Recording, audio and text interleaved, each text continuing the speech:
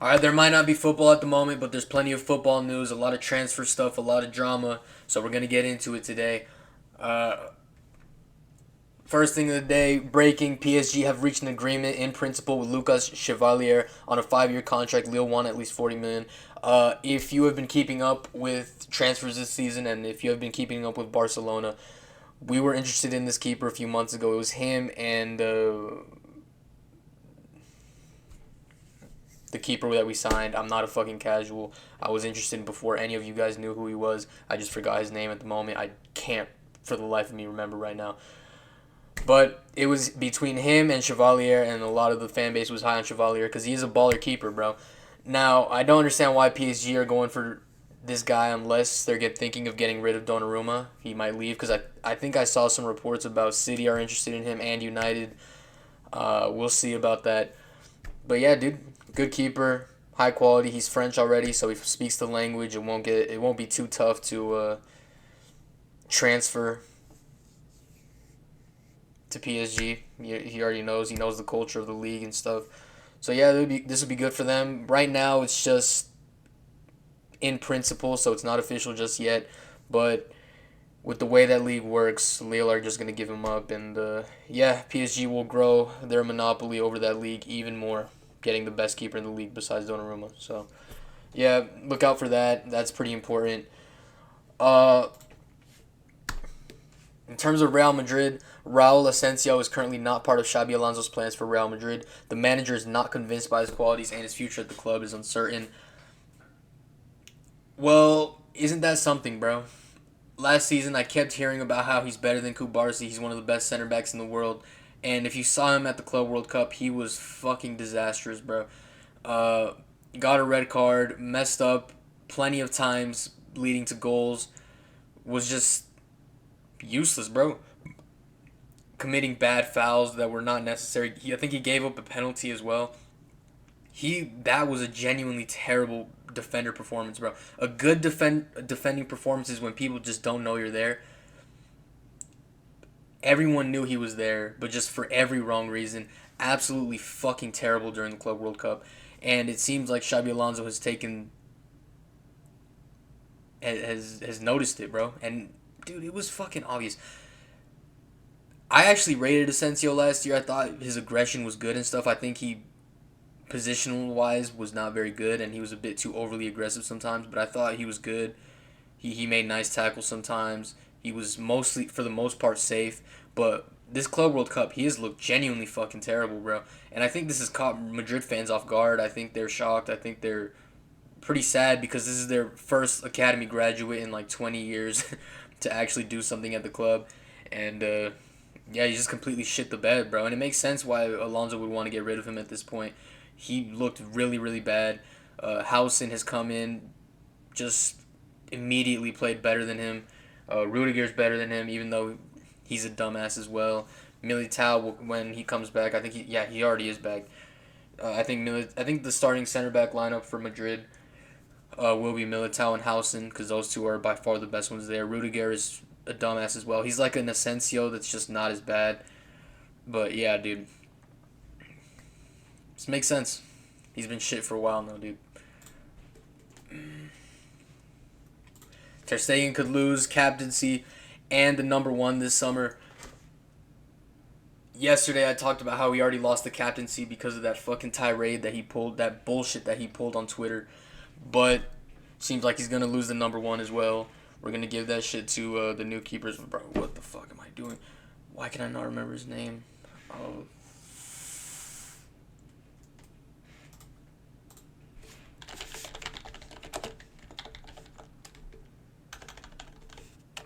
Juan Garcia. Holy shit.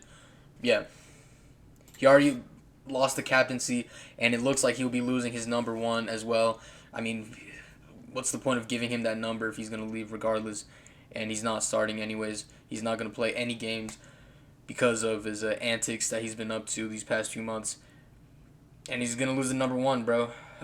What else is there to say? I've already said everything on the whole Ter Stegen situation. But in terms of positive news, Rooney Bargic has been pleasantly surprising in training and is adapting quickly to his new city. Club sources say that his ability to think and execute quickly has been surprising so far. They say that there is a long way to go, and time will say whether he will be successful signing, but till now he's been impressive. Rooney has become good friends with Jules Koundé, Marcus Rashford, and Wojciech Chesney, with the latter two staying in the same hotel as the Swedish player. He has been familiarizing himself with the city and is being accompanied by his family, especially his brother Ryan. Rooney is very happy at Barcelona, and Barca are delighted with him. Bro, very low key signing that we had near the beginning of the transfer window.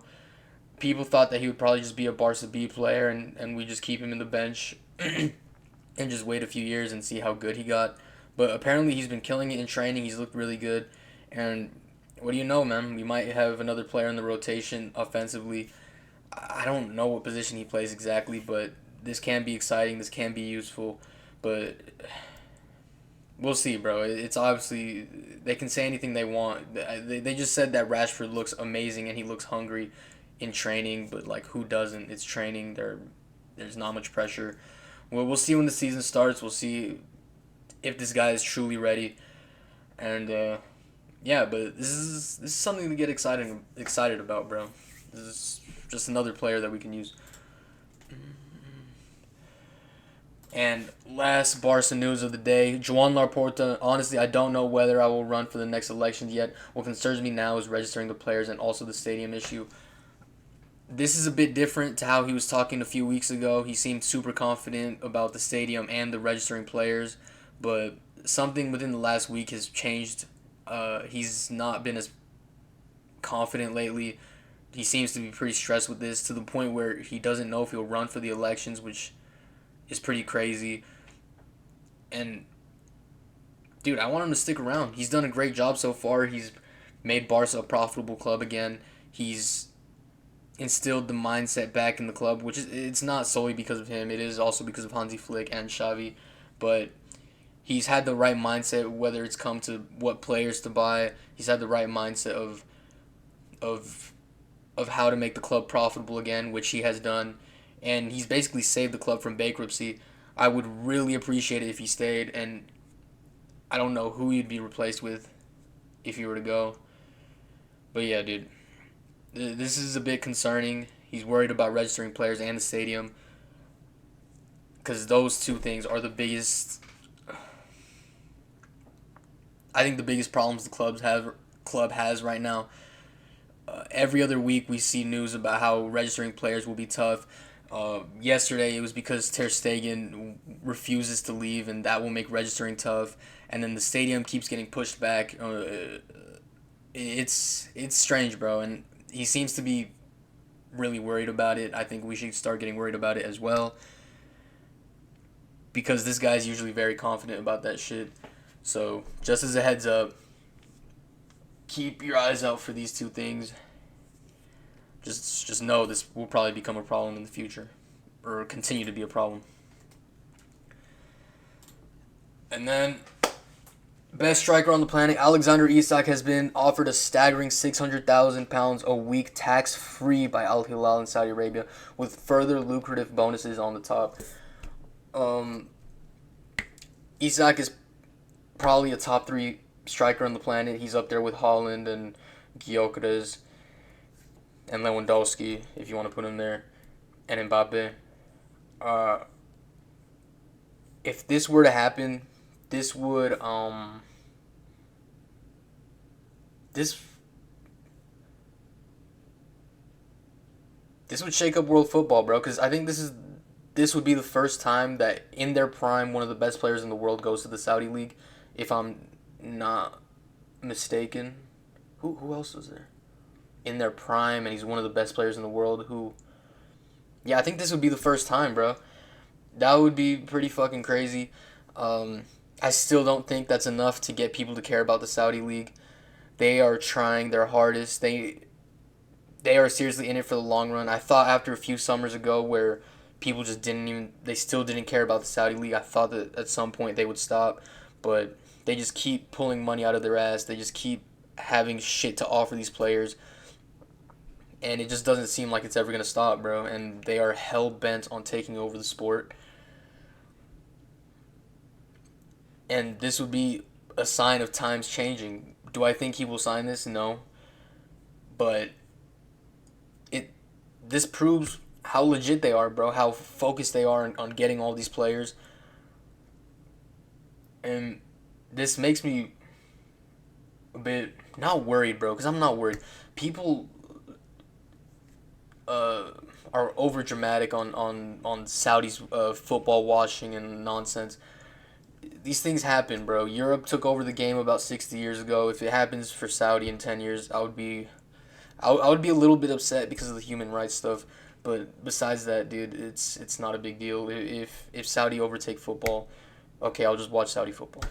It's not a big deal to me. But I am uh what's the right word, bro? Looking forward to how the game will look like in 10 years. Maybe Saudi rivals the European teams. Maybe a Saudi team wins the Club World Cup. But yeah, dude, pretty big deals. Alexander Isak is one of the best players in the world. If he were to sign that, that would be fucking insane. But we did get this news today. Once again, Alexander Isak wants Liverpool. It's his priority, as reported. No talks with Al Hilal, Chelsea, or Manchester United. He's hell bent on Liverpool, bro. And Liverpool were already one of the best teams in the world last season. If they get a competent striker, unlike Darwin Nunez or any one of these forwards that can't finish, uh, Europe are in trouble, bro. They are in trouble. And yeah, they're I don't know they're they're making another super team, bro. They bullied English football last season, and not bullied. It was weak. But if they are able to make this signing, they should be worried. Europe should be worried as well. I think they will look better because they will have a competent forward. And yeah, dude, this is a little bit worrying, but I don't know. We'll see what happens. I'll keep y'all updated in the next coming days if this does actually go anywhere.